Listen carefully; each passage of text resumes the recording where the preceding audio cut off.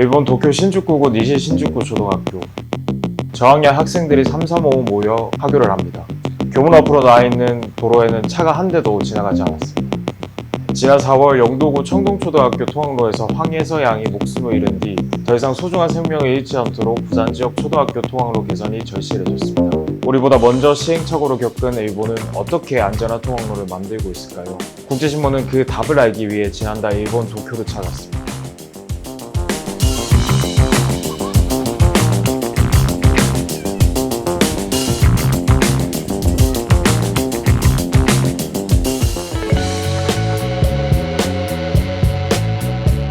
차량 통행은 오전 7시 30분부터 9시까지, 낮 12시부터 오후 7시까지였습니다. 차가 다니지 않아도 아이들은 보행로에만 다니는 것을 볼 수 있습니다. 학생들은 학교에서 지정한 통학로만 다니도록 교육받았습니다.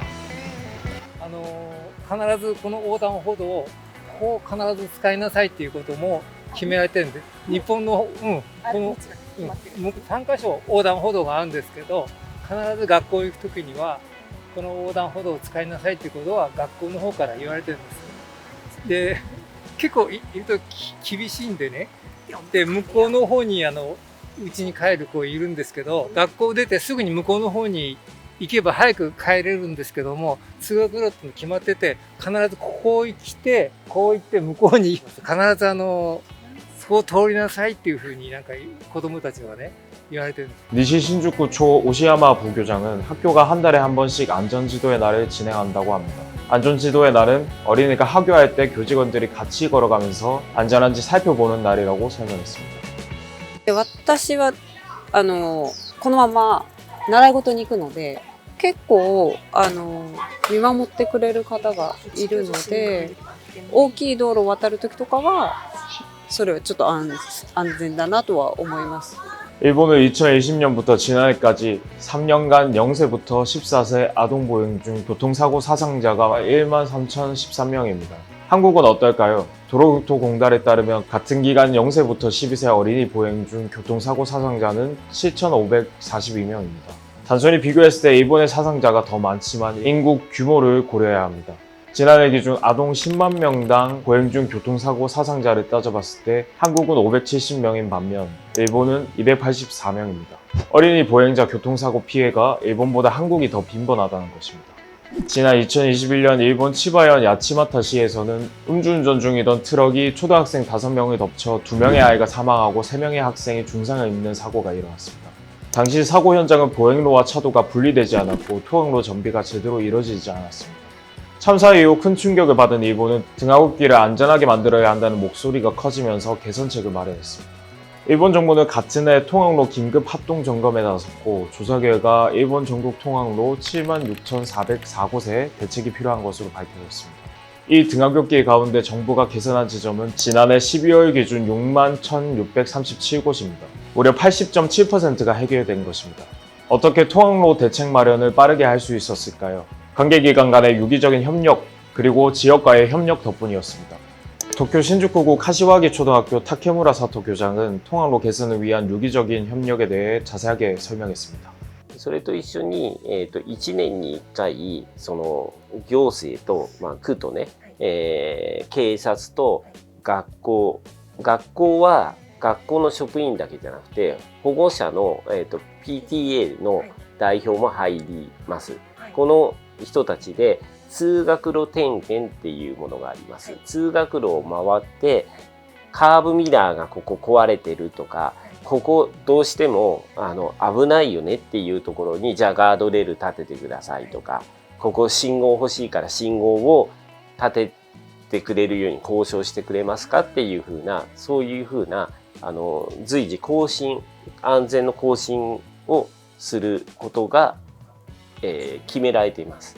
ほぼ義務付けられています。話し合いっていうより、みんなで回るんです。全部。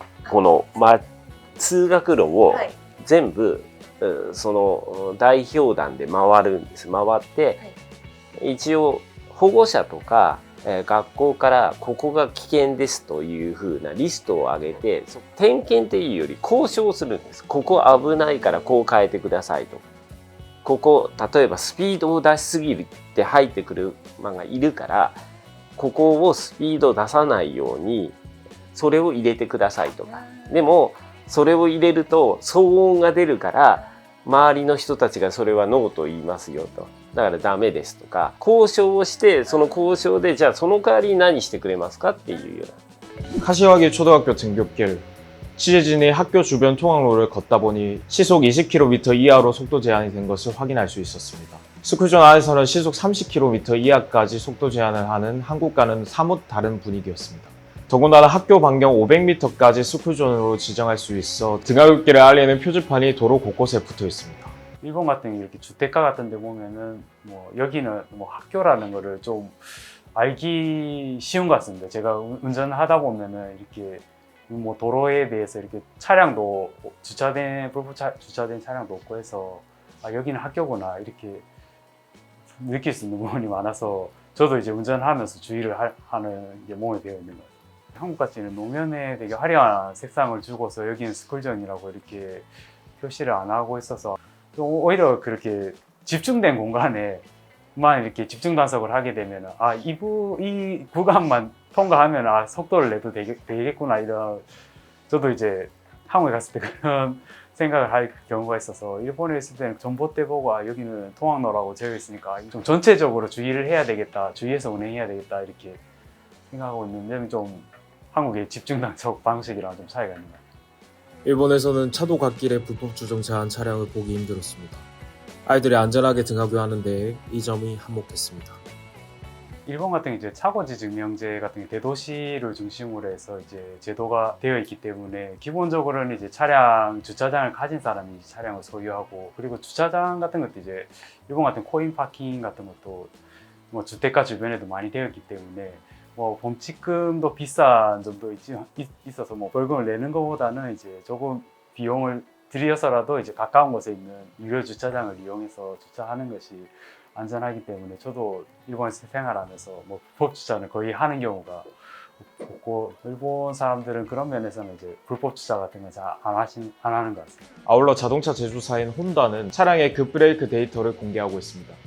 일본의 이제 혼다 자동차 같은 경우 세프티맵을 통해서 이제 자동차에서 이제 그 교통사고 위험이 있는 지역들을 추출을 해서 이제 교육기관이라든가 이런 데 제공을 해서 학교 관계자분들이라든가 이제 경찰, 뭐 국토교통성분들이 이제 같이 이제 대책을 마련하고 정기적으로 후속 조치 같은 것도 같이 이제 검토하고 있는 걸로 알고 있습니다. 그런 위험 지정에 대한 데이터를 이렇게 뭐 공공 목적에 대해서 제공을 해주고 이제 위험 지점에 대한 추출을 빨리 할 수 있도록 지원해준 자동차 제조업체의 그런 사회공헌적인 노력도 큰 역할을 했다고 생각하고 있습니다. 도쿄에 다녀온 취재진은 어떻게 일본이 한국보다 안전한 등하굣길을 만들 수 있었는가에 답을 얻었습니다. 일본은 적절한 정책과 시민의식, 더불어 관계기관의 유기적인 협력이 있었습니다. 安全がなくなっていっぱい楽しく過ごすことができます。 국제신문 안전한 통로 만들기 계속 이어집니다.